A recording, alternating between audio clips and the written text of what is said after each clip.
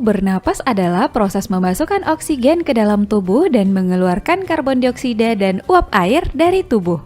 Sistem pernapasan manusia terdiri dari organ-organ pernapasan yaitu rongga hidung, faring, laring, tenggorokan atau trakea, bronkus, bronkiolus, alveolus, dan paru-paru. Mari kita bahas struktur dan fungsinya satu persatu.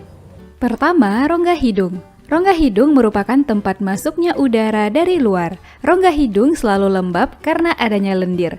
Di dalam rongga hidung juga terdapat tulang hidung, serabut saraf pembau atau olfaktori, serabut saraf menuju otak, dan rambut-rambut halus atau silia saraf pembau.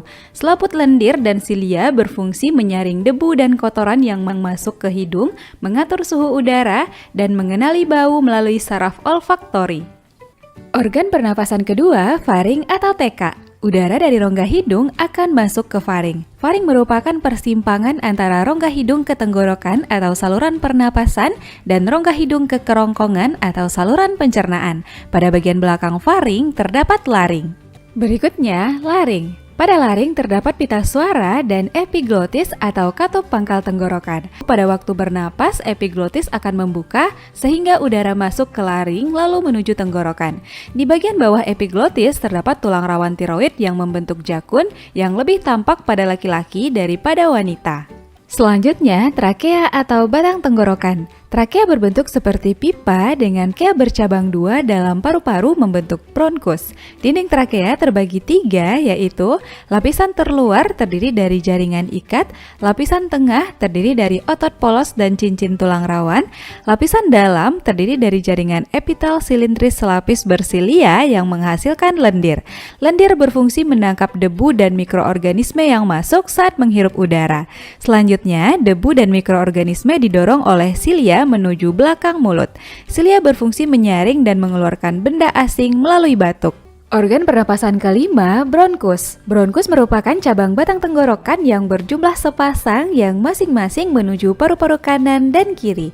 Struktur bronkus mirip dengan trakea, bedanya dinding bronkus lebih tipis dari trakea. Bronkus bercabang membentuk bronkiolus. Berikutnya, bronkiolus. Bronkiolus merupakan cabang bronkus. Bronkus kanan bercabang menjadi 3 bronkiolus, sedangkan bronkus kiri bercabang menjadi 2 bronkiolus. Bronkiolus bercabang-cabang menjadi saluran yang makin halus, kecil, dan dindingnya tipis. Setiap bronkiolus bermuara ke alveolus. Organ selanjutnya, alveolus. Alveolus merupakan saluran akhir pernapasan. Dinding alveolus banyak mengandung kapiler darah. Pada alveolus terjadi pertukaran oksigen dengan karbon dioksida dari sel darah ke udara.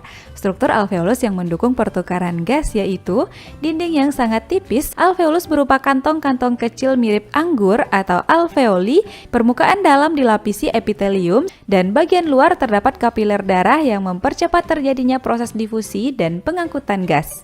Paru-paru merupakan alat utama pernapasan manusia yang berjumlah sepasang, yaitu paru-paru kiri dan kanan yang terbagi lagi menjadi belahan atau lobus.